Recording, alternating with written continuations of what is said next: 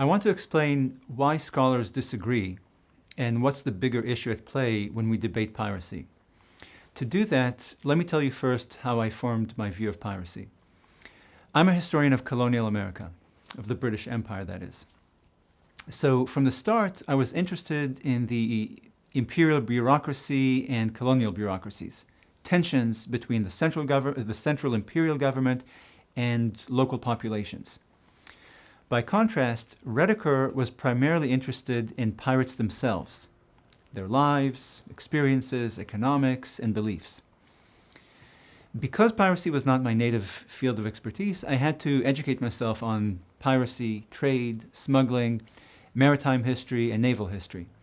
So I read social and political histories on pirates, like Rediker's, Ritchie's, and Starkey's, but also legal histories, economic histories, cultural histories, maritime histories, works on crime, the courts, etc.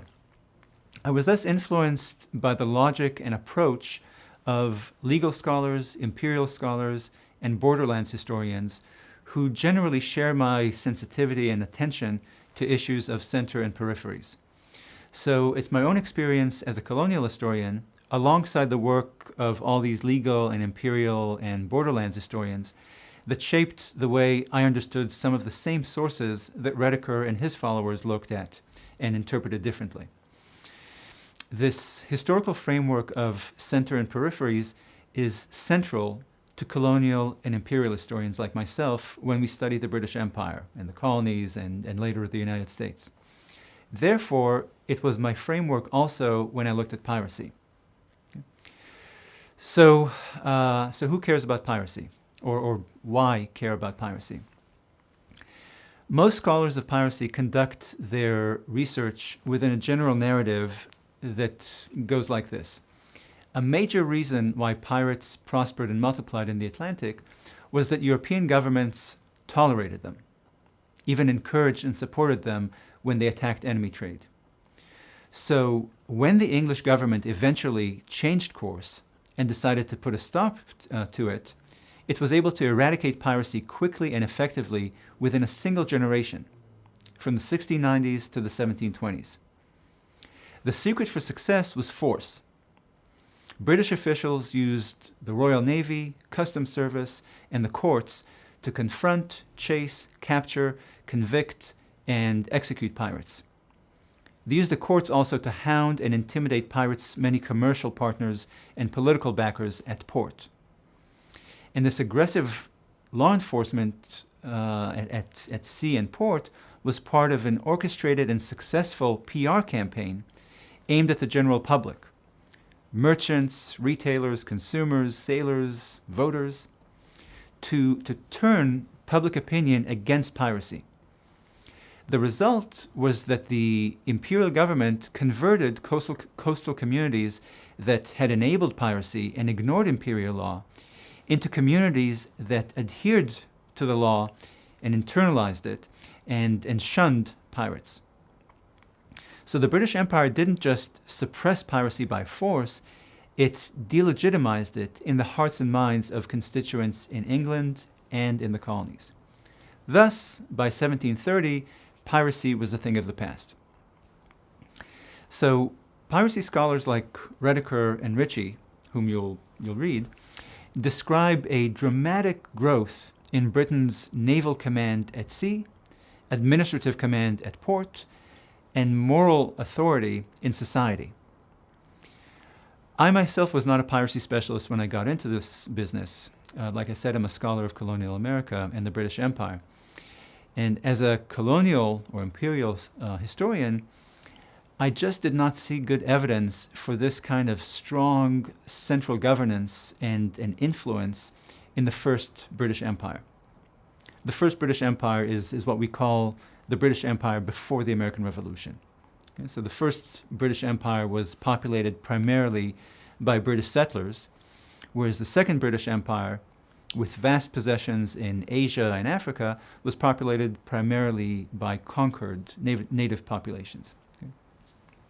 So in contrast to the Rediker and Ritchie narrative, I found that piracy was not suppressed in the 17 teens and 20s. It persisted for a full century into the 1830s and 40s, despite a state-sponsored campaign to suppress and delegitimize it. And the public in the 18th century remained complicit in and supportive of the pirate trade, just as it had been during piracy's golden age. Despite increasingly harsh anti-piracy legislation, the Atlantic remained a violent frontier in which what was called armed commerce remained normal and acceptable. And when piracy did disappear in the 1840s, it was not due to forceful confrontation and suppression at sea and port, but a result of economic factors that made piracy less profitable in the Atlantic following the outbreak of stable peace in 1815 at the end of the Napoleonic Wars. I won't lay out the case for all this here. You'll read both cases when you read Redeker's book and my own, plus the privateering articles. I just wanted to illustrate to you that the debate about piracy, past and present, is a debate about the power, authority, and legitimacy of states. It's about the ability of a central government to use law, policing, prosecution, and persuasion to reach into peripheral communities and stamp out practices that constituents there see as conventional, acceptable, beneficial, reasonable, and legal. The Redeker, Ritchie, Starkey, Burgess storyline, which is the established storyline on the rise, decline, and fall of Atlantic piracy, is a tale of civilization taming a wild frontier. You know this narrative of creeping civilization imposed by state agents, by force, from histories and stories and movies about the American and Canadian West. It's a story of marshals, armed forces, courts, and gallows, in which these agents of state authority used force and intimidation to curb lawlessness and violence on the outskirts of society, on its frontiers. This is a story Redeker and others tell us about the Maritime Frontier, a story about navies and courts chasing and capturing and prosecuting pirates, transforming the sea from a wild, violent, outlaw frontier into a locus of secure, orderly, and legal commerce. Over the past generation, scholars have challenged this historical narrative of national governments reaching into their frontiers and monopolizing violence there. These younger historians point out that frontier conditions were actually persistent and that national governments often had a hard time extending themselves into these far-off and vast borderlands. So even though the state's monopoly on violence was articulated in law, it was not accepted as legitimate, nor as a practical reality in peripheral communities.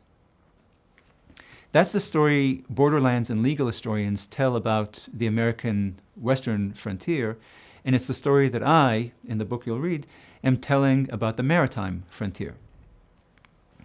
This newer understanding of frontiers reflects the fact that we now have more sources about the lives of people in these peripheral communities. We used to have good sources mostly from the metropolitan centers. So our view of the peripheries was the view from London or from Washington or New York or whichever center you're talking about. Now we have sources that reveal the view of the localities from the localities themselves, giving us a better sense of the experiences and perceptions and beliefs of local populations themselves. Indeed, when we work with official government sources, the idea that a navy can control an ocean sounds plausible because national archives are full of laws and royal proclamations outlining naval rights and responsibilities at sea, explaining jurisdictions, etc. So that already conditions our minds to conceptualize the ocean as a zone of laws and jurisdictions, of do's and don'ts. But on top of that, most of us have this special limitation when it comes to the sea because we've never been to sea. We can't really grasp how endless and wild and out of sight those expanses of water are. And we don't know, unless we're in the business of maritime shipping, how chaotic maritime shipping is even today. So perhaps the vastness of the ocean is beyond our spatial imagination. So we instead conceive of it as a liquid version of land. When a plane disappears over the ocean, we all get a glimpse of just how impossible it is to see what's going on out there. Even today with aircraft and radar and satellite, let alone in the 18th century with just a fleet of sailing ships traveling at ground level. This is exactly why I want you to start this semester by reading The Outlaw Sea, which is an account of life and commerce at sea today. I think it will help you to approach the books and articles on the sea in the 17th and 18th centuries with a better and more realistic sense of the sea. So good luck. I hope you enjoy the readings and the assignments, and I hope you do well in the exams.